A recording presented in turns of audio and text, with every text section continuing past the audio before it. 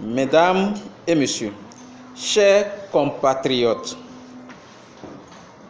vous êtes tous témoins que depuis avril dernier, le président Patrice Talon et ses alliés se sont distribués la totalité des sièges que compose l'Assemblée nationale. Cela est malheureusement passé par du sang des innocents versé. Une fois encore, nous nous inclinons devant leur mémoire. Il est donc évident que le Bénin de nos jours ne dispose pas d'une représentation nationale. Mais dans l'idée de maintenir le cap de ce coup de force institutionnel, les partisans du président Patrice Talon veulent persister dans la violation des lois de la République. Malgré leur défaut de légitimité, ils comptent dorénavant s'accaparer du fichier électoral national aux fins de le manipuler à leur guise. Sinon, comment osent-ils, à la suite de leur forfaiture du 28 avril 2019, vouloir maintenant toucher au fichier électoral alors qu'en la matière, la législation est claire? Au vu de la loi, il est impossible de mener quelque action que ce soit sur le fichier électoral puisque cette assemblée monocolore à la dévotion du président Patrice Talon ne serait constituée en même temps une mouvance et une opposition pour former, conformément à la loi, le COSLEPI et garantir la transparence, la crédibilité et la fiabilité de cet instrument démocratique. Tout le peuple béninois et la communauté internationale sont au courant de ce que les partis qui constituent l'opposition à la gouvernance actuelle de notre pays ont été purement et simplement empêchés de prendre part aux élections législatives. Ils en ont été exclus. En conséquence, l'opposition n'est pas représentée dans ce simulacre de législature. Il n'est donc pas possible à cette pseudo-assemblée de désigner des députés au nom de l'opposition. Mais comme depuis lors, ce Parlement d'une autre époque, dirigé par l'honorable Louis Vlavonou, fabrique selon les circonstances la mouvance et l'opposition, on n'en est donc pas étonné que le 14 août dernier, l'on en soit arrivé à désigner 9 députés de la mouvance pour siéger au sein du COSLEPI. Le fichier électoral qui sera issu de ce tripatrouillage ne sera ni fiable ni accepté par le peuple souverain qui est attaché à sa démocratie et à des élections libres, équitables et transparentes. Il est temps que le pouvoir dit de la rupture réalise que la forfaiture doit s'arrêter et qu'il ne saurait avoir une assemblée nationale où les députés sont entièrement nommés dans une démocratie. C'est aussi le moment pour le président Patrice Talon et son régime, face à ces insuffisances institutionnelles, de se convaincre que le Bénin doit impérativement procéder à l'organisation d'élections législatives inclusives, transparentes en vue d'élire les représentants de la nation pour la 8e législature. Dans cette logique d'exclusion, par l'arrêté interministériel numéro 23 MJL-DC-SGM-DAC PG-SA 023 SGG 19 du 22 juillet 2019, le ministre Séverin Kenom et son collègue Sakalafia de l'Intérieur ont interdit aux agents publics d'établir et de délivrer aux personnes recherchées par la justice des pièces et actes administratifs de l'autorité. Il s'agit des pièces fondamentales et indispensables à la justification d'appartenance d'un individu à une nation, telle que l'extrait d'acte de naissance, le certificat de nationalité, la carte nationale d'identité, le passeport, etc., etc.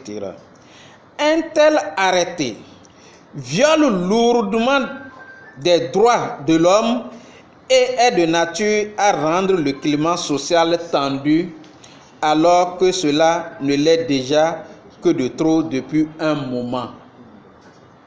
Dans notre pays, le Bénin, prendre de pareils arrêtés revient à confirmer que nous ne sommes plus dans un état de droit. Plus scandaleux, cet arrêté est porté par des personnes qui ont hier dénoncé, fustigé et combattu des pratiques similaires, de quoi montrer au peuple qu'ils n'ont jamais été au service de la démocratie ni du peuple, mais plutôt au service d'un homme, d'un maître. Il manque donc cruellement de sincérité. Il est donc clair que le président Patrice Talon et sa clique poursuivent inlassablement la mise en action de sa profession de foi selon laquelle il faut soumettre tout le monde pour ne plus avoir d'adversaire à même de le combattre au présidentiel de 2021. Et pour y arriver, l'homme d'affaires au pouvoir ne ménage aucun effort dans la vassalisation des institutions de la République, l'instrumentalisation de l'appareil judiciaire et la mise sous boisseau des différents secteurs d'activité. C'est dans cette même logique que l'ancien Premier ministre candidat malheureux aux dernières élections présidentielles et avant tout personnalité respectée de par le monde, le compatriote Lionel Zoussou, dans un procès inique et factice, a été condamné à 5 ans d'inéligibilité pour toutes les élections à venir au Bénin et à 6 mois d'emprisonnement assorti de sursis. Mesdames, Messieurs de la presse, chers compatriotes, le mardi 23 juillet 2019, à l'issue de la rencontre qu'a eu le chef de l'État avec les centrales et confédérations syndicales à la présidence de la République, il est ressorti que les enseignants reversés de la promotion 2008 seront soumis à une évaluation diagnostique qui mettra bon nombre d'entre eux au chômage. Le parti FCBE exprime toute sa tristesse face à ce drame qui se prépare contre des compatriotes. Tristesse parce que, comme à son habitude, le gouvernement dit de la rupture n'a fait que trouver une autre fenêtre d'application de la ruse et de la rage. On le sait tous. Depuis son avènement en 2016, le pouvoir Talon ne brille que par les licenciements dans tous les domaines. C'est alors que, venant autour des enseignants, l'on compte simuler une évaluation qui n'a autre chose dans le fond que l'idée d'un licenciement massif. Pour preuve, l'évaluation à laquelle le gouvernement s'obstine à soumettre les enseignants ne répond à aucune norme légale, car cela ne respecte en rien les mécanismes d'évaluation prévus aux enseignants en matière de classe. Au Bénin, au lieu que le gouvernement mette les enseignants au chômage, il aurait été préférable qu'il agisse sur les charges politiques en procédant à une diminution des salaires astronomiques du président de la République, de ses ministres, de ses députés nommés, de ses préfets, de ses employés à la présidence de la République, du personnel des multiples agences récemment créées etc.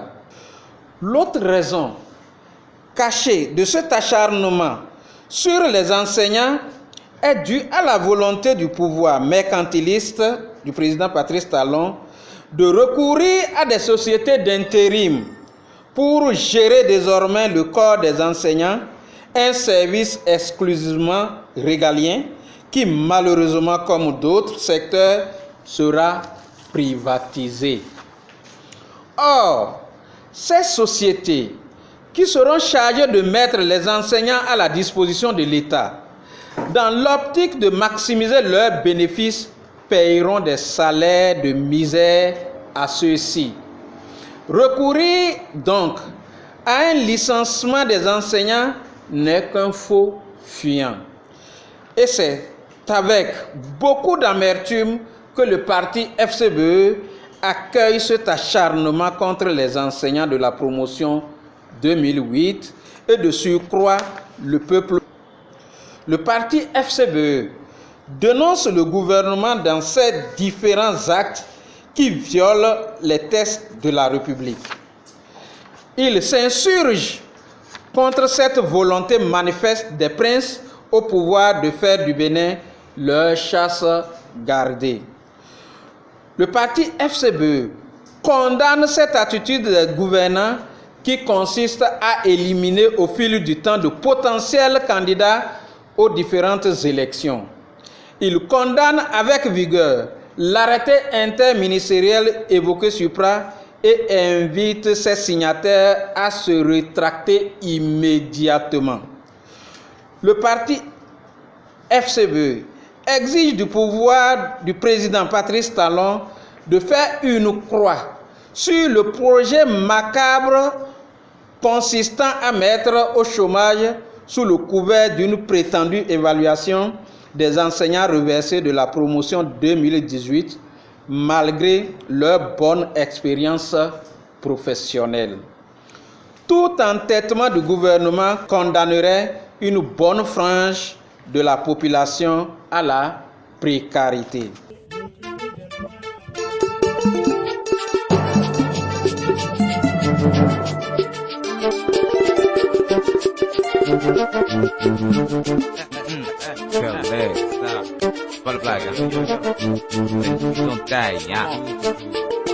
Come on.